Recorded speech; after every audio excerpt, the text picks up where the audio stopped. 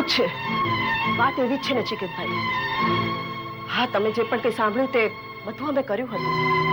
કામાલી તમને મળવા આવી હતી એ વાત પણ સાચી, અને તમારા મોટા ભાઈએ એને તમને મળવા ન દીધી એ પણ સાચું. પણ તમને એ દેખાયું અને મોટા ભાઈએ આ શું કામ કર્યું એનો વિચાર તમે ન કર્યો?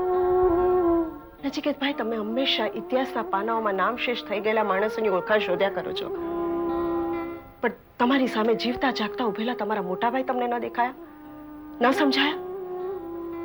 અરે તમે તો તમારી ભાભીને ન સમજી શક્યા. મોટા ભાઈ આવું કરવાની જરૂર નહોતી. વિચારો, તમે પોતે જ વિચારો કે એમણે આવું શા માટે કર્યું. નચિકેતભાઈ, તમે તો અમારું સ્વપ્ન છો. મારે તો કોઈ સંતાન પણ નથી. અમારું જે પણ કંઈ હોય તે તમે જ છો. ઇન્દ્રનીલ તો હંમેશા કહે છે કે નચિકેત મારો નાનો ભાઈ નહીં પણ મારો દીકરો છે, અને તમે તો એને એટલો હક પણ ન આપ્યો કે તમારી ચિંતા કરે, તમારી રક્ષા કરે. વિચાર કરો, તમે એને શું આપ્યું છે? અરે હા, હું તો ભૂલી જ ગઈ.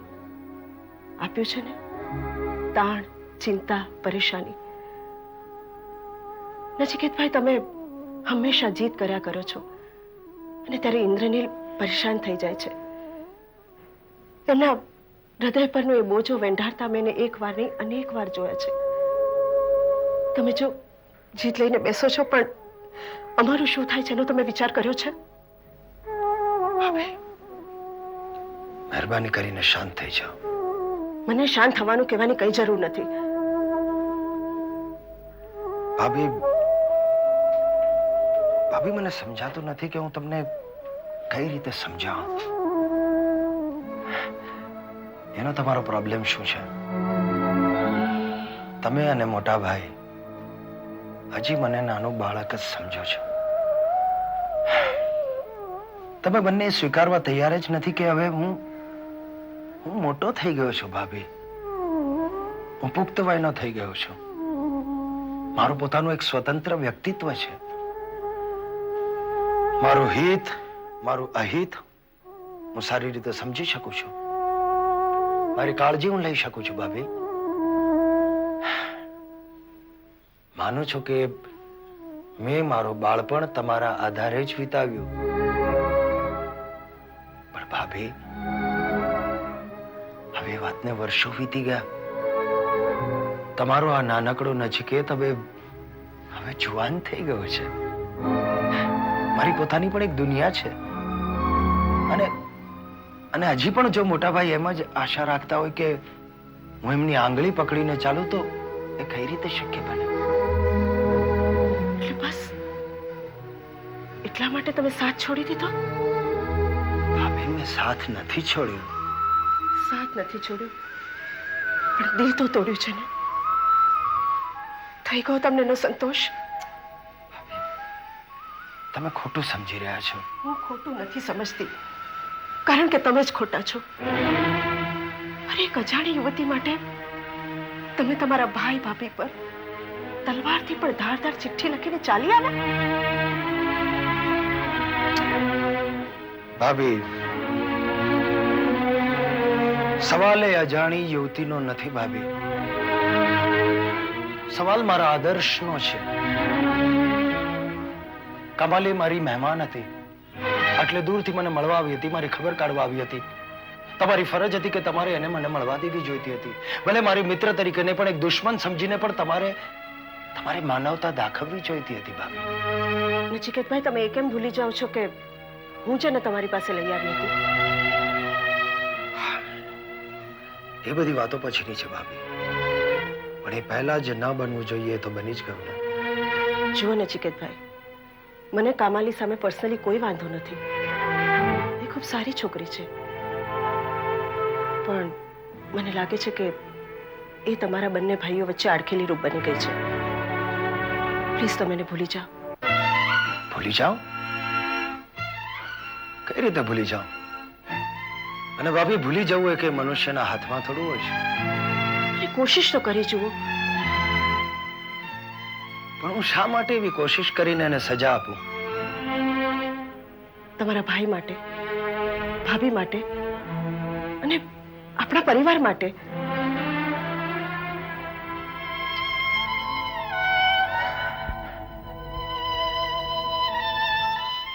ભાભી, તમારી ઈચ્છા પૂરી કરવી મારે માટે અશક્ય છે. ચલો એકવાર હું તમારી વાત માની પણ લઉં, પણ શું એને હું મારા મનમાંથી, મારા વિચારોમાંથી દૂર કરી શકીશ? અને તમને એકવાર વચન આપ્યા પછી પણ જો એ મારા વિચારોમાંથી દૂર ન થવાની હોય તો શું એ તમારું અપમાન નથી ભાભી? એટલે જ કહું છું, મને મારી રીતે જીવવા દો ભાભી.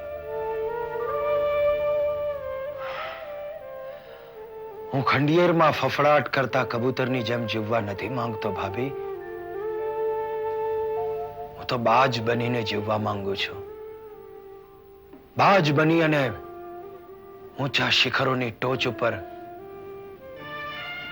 ચક્રાઓ લેવા માંગુ છું. મારા આઝાદ શ્વાસોને આઝાદ જ રહેવા દો ભાભી.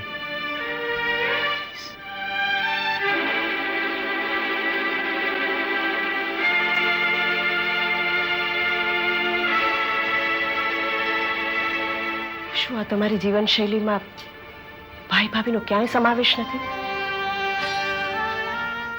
છે, સમાવેશ જરૂર છે ભાભી,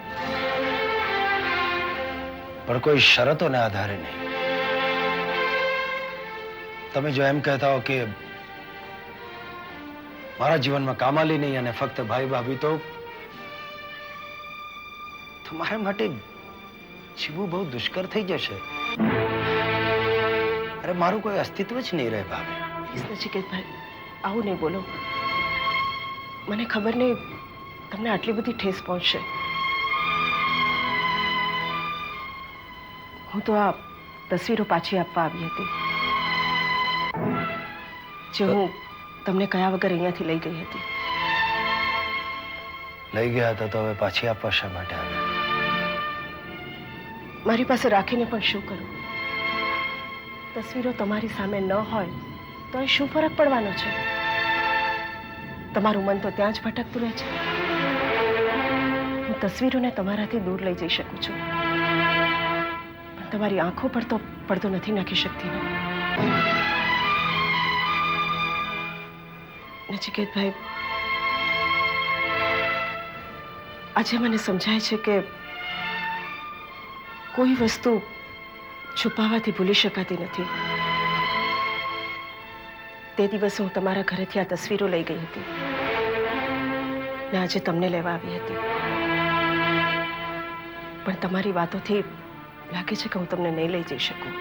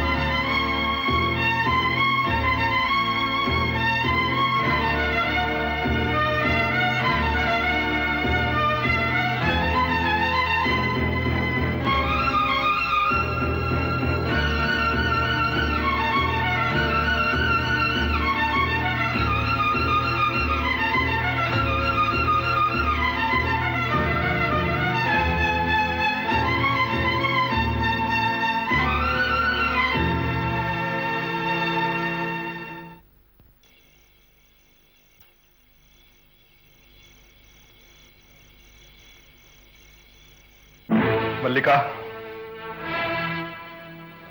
ક્યાંથી આવી રહી છે તું? નચિકેતભાઈના ઘરેથી. કંઈ કહેવું છે તમારે? ના, કંઈ કહેવું નથી મારે. કંઈક વાત તો જરૂર છે. શું તું નથી જાણતી શું વાત છે તે? જુઓ, તમે મારે કંઈ જોવું પણ નથી ને કંઈ સાંભળવું પણ નથી. આ કેવી વાત થઈ ઇન્દ્રનીલ? તમે પૂછી પણ રહ્યા છો અને જવાબ પણ નથી સાંભળતા. ભૂલ થઈ બસ મારી તને આવું પૂછીને. મને ખબર નથી કે તું મને આવો જવાબ આપીશ. પણ મેં શું ખોટું કર્યું છે? મને શું પૂછે છે? તારી જાતને જ પૂછી જો ને. જો આ વાતને આટલી ગંભીરતાથી લેવાની કાંઈ જરૂર નથી. જો શું ગંભીરતાથી લેવું ને શું ન લેવું ને એની મને બરાબર ખબર છે. અરે આ રીતે આપણને અપમાનિત કરીને ચાલ્યો ગયો ને તું એને ઘેર ગઈ. તો શું જરૂર હતી એને ઘેર જવાની તારે? દર વખતે પોતાની મનમાની કર્યા કરે, જીદ કર્યા કરે અને આપણે એની પાછળ ફર્યા કરવાનું કેમ? તે જ તારા લાડ કોડે જ એને માથે ચડાવ્યો છે કહું છું. 1000 વાર મેં તને કહ્યું પણ મારું કોઈ સાંભળવા તૈયાર નથી. પાછો પોતે ચિઠ્ઠીમાં લખતો ગયો છે કે હવે હું કઈ નાનો બાળક નથી. અરે કોણ જાણે કેવો મોટો થઈ ગયો છે તે. મારે શું, આપણે શી લેવા દેવા? તમારે ખરેખર એની સાથે કાંઈ લેવા દેવા નથી.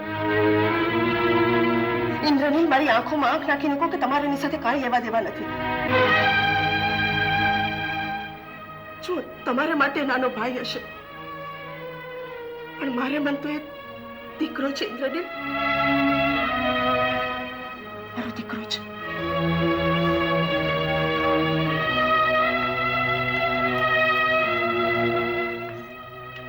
બસ તો પછી ચડાવો એને માથે, કરો એનું નુકસાન.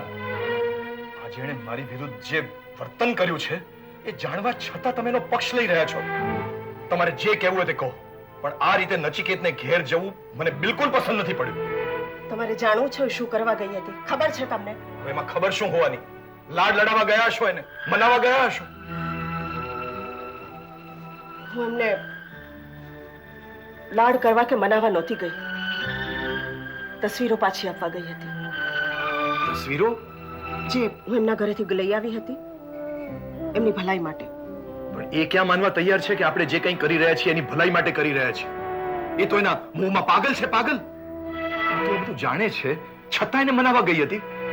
ઇન્દ્રનીલ, મને લાગે છે કે નચિકેતભાઈ માટે તમારા મનમાં પ્રેમ કરતા અણગમો વધી રહ્યો છે. અને જો આવું થતું હોય તો એ ખૂબ ખોટું છે. અરે એટલું તો વિચારો કે આપણા સિવાય એમનું આ દુનિયામાં બીજું કોણ છે?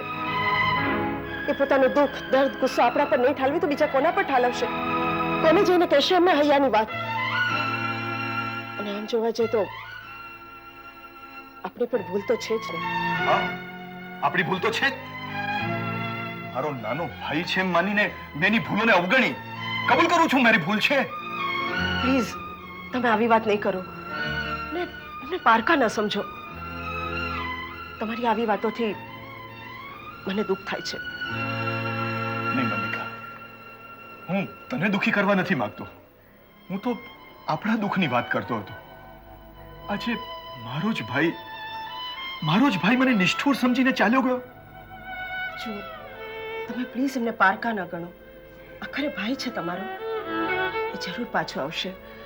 ભરોસો રાખો. હવે કેવો ભરોસો?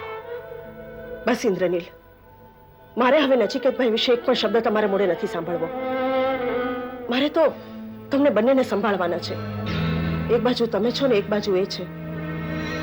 અને આપણા 3થી તો આ મારું ઘર બન્યું છે. એને હું વેરવિખેર નહીં થવા દઉં.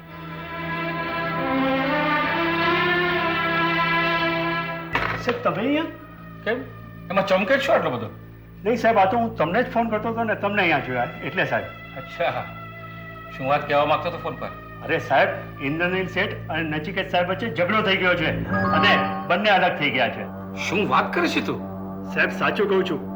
ખાસ માણસે મને ઇન્ફોર્મેશન આપી છે. મારી ઇન્ફોર્મેશન ખોટી હોય જ ના શકે. પણ આ બંને ભાઈઓ વચ્ચે ઝઘડો થવાનું કારણ શું? કારણથી આપણે શું સાહેબ, બંને ભાઈ વચ્ચે એવી તડ પડી ગઈ છે કે હવે કોઈ દિવસ સંધાઈ જ નહીં શકે અને આપણા સિતારા સાહેબ ચમકી જશે. જો તારી ઇન્ફોર્મેશન સાચી હશે ને તો આપણા સિતારા જરૂર ચમકશે. અને બંને ભાઈઓ વચ્ચે જો ઝઘડો થયો છે તો ઓફિસમાં બંને જણા કામ કરી નહીં શકે. અંદર ઘૂંટાયા જ કરશે અને એમને એમ 1 મહિનો તો નીકળી જ જશે. અને 1 મહિનાની અંદર આપણે આપણા ફ્રોડ સંભાળી શકીશું. સાચું કહો છો સાહેબ. હવે આપણી પાસે પૂરો સમય છે એકાઉન્ટ બરાબર કરવાનો અને પુરાવો નષ્ટ કરવાનો. હાશ, માથેથી બલા ટળી. પણ હું જાતે તપાસ કરીને જ રહીશ કે તારી ઇન્ફોર્મેશન ક્યાં સુધી સાચી છે. સાહેબ એવું કરવાની કઈ જરૂર નથી. મારી ઇન્ફોર્મેશન ખોટી હોય જ ના શકે. જો ભાઈ આવા સમયે હું મારા પડછાયાનો પણ ભરોસો કરતો નથી. હું મારી જાતે ઇન્ફોર્મેશન મેળવી લઈશ. ભગવાન બધાનું ભલું કરે, શરૂઆત મારાથી કરે.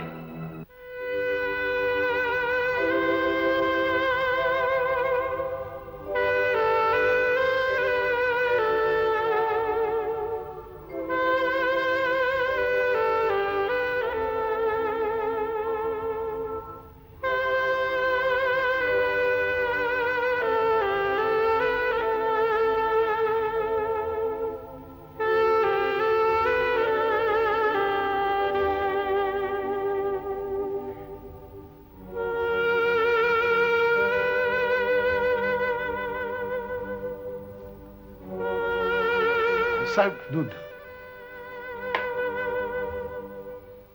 કનુભાઈ, જી સાહેબ. આ તસવીર લો. જુઓ, આ બધી જ તસવીરોને સરખી રીતે કપડામાં વીંટાળી અને ઉપરના કબાટમાં મૂકી દો. પણ સાહેબ આ પ્લીઝ કનુભાઈ, મેં કહ્યું એ પ્રમાણે કરો. જી સાહેબ.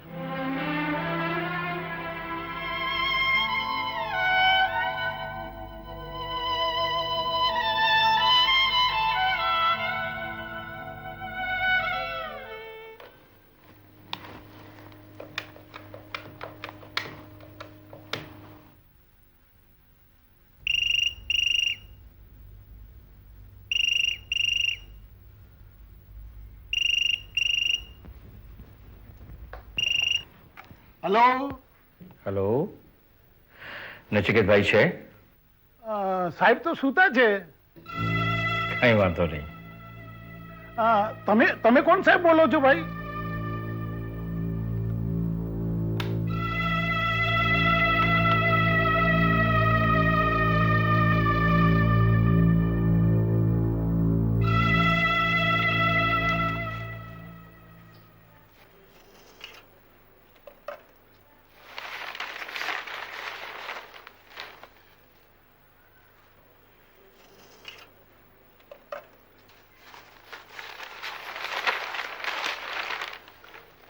ગુસ્સો ઉતર્યો? મને ક્યાં ગુસ્સો આવ્યો તો? ગુસ્સે તો તમે થઈ ગયા હતા. કેમ? ગઈકાલે રાત્રે તું જ ગુસ્સે થઈ હતી ને? હું તમારા પર ગુસ્સો શું કામ કરું? પણ તમે જે નચિકેતભાઈ વિશે કહ્યું એ મારાથી સહન ન થયું. લાડકો છે ને તારો? મારો લાડકો છે તો તમારો નથી? બસ મારી જ વાત નથી માનતો એ. માનશે, જરૂર માનશે. પણ સાચી વાત તો એ છે કે તમારી દરેક વાત એ માનતા રહે એવી અપેક્ષા છોડી દો. હા, હવે જ બાકી રહ્યું છે ને. ચાલો તો હવે હાલો, બાકીનું બધું મારા પર છોડી દો. Okay? Good morning sir. Yes Raichura. માફ કરજો સાહેબ, ઓફિસની વાત ઘરે લાવવાની મને જરા ઠીક નથી લાગતી, પણ કંઈક મહત્વનું કામ છે એટલા માટે આવે છું. એવી તે શી મહત્વની બાબત છે? સાહેબ, આપણે કેટલાક કન્ટેનરો સપ્લાય કરવાના છે અને એને માટે કાગળ ઉપર તમારી નહીં તો નચિકેતભાઈની સહી તો જોઈશે જ. એ સિવાય કન્ટેનરો ડિસ્પેચ નહીં થઈ શકે. લાવજો. હાલો સાહેબ, 1000 કન્ટેનરની ડિલિવરી છે.